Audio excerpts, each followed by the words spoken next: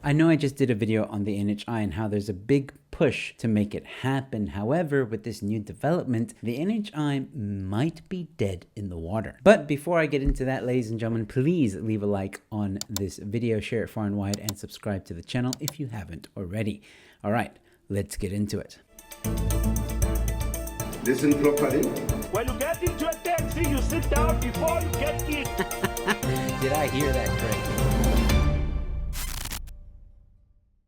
Hello, ladies and gentlemen. Welcome to Newsflash. I'm your host, Joe Emilio. Thanks for tuning in. Court deals massive blow to the NHI. Oh, I can't wait to hear this. The National Health Insurance, NHI, has been dealt a major legal blow with the Gauteng High Court ruling that provisions of the National Health Act that force doctors to register for a certificate of need are unconstitutional. The sections relate to the highly contested certificate of need, which the National Department of Health wants to adopt to exert more control over where doctors and medical professionals can practice in their country. Legal experts at Verksmans previously explained that the NHA's provisions for a certification of need would make it that no person may operate an existing health establishment, increase the number of beds in such an establishment, or construct or open a new health establishment without being in possession of one of these certificates. Now, in case you didn't know what a certificate of need is, let me refresh your memory. A certificate of need is a mandatory license required in South Africa for operating, expanding, or establishing new healthcare facilities, including hospitals, clinics, pharmacies, and doctors' offices. The certificate of need ensures that health services develop consistently with government plans, promote equitable distribution and rationalization of services, maintain a proper mix of public and private health services, consider community needs and demographic factors, and protect specific groups under the Employment Equity Act. Protect specific groups. Yeah, we all know what that means. This is more like a certificate of demand, a way for anyone in the healthcare sector to abide by the communist rules. But luckily, the high courts have found this unconstitutional. In its application, Solidarity argued that the requirements of a certificate of need infringes unlawfully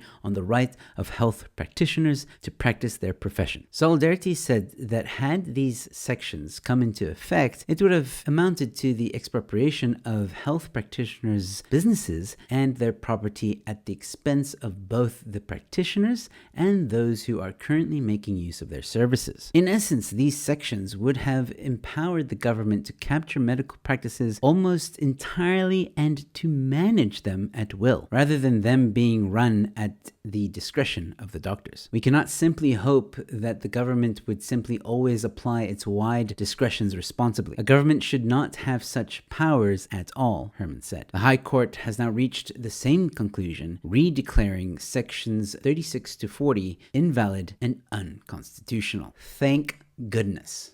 Hallelujah! But does this mean the NHI is dead? The ruling will have to be confirmed by the Constitutional Court and as such will be filed with the Registrar of the Constitutional Court, the judge said. If the Constitutional Court confirms the ruling or parts of it, it typically gives lawmakers 2 years to amend the country's laws to address the unconstitutionality.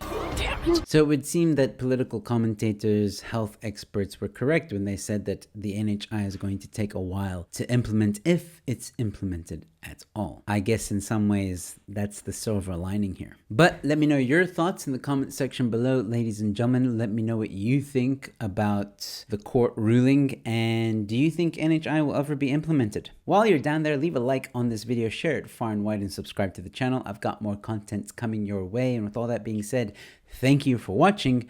Your newsflash is in. I charge my boyfriend $50 every time he stays over. This is to cover any extra rent, utilities, and food costs that I would have to pay. This week he stayed over twice, so I made an extra $100, which I will stash in this binder. It comes with 100 pockets, where the idea is you fill one a day for 100 days, and at the end you will have saved $5,050. I've been filling it up for the past 60 days, so by the end I can surprise my boyfriend with a nice holiday to Thailand together.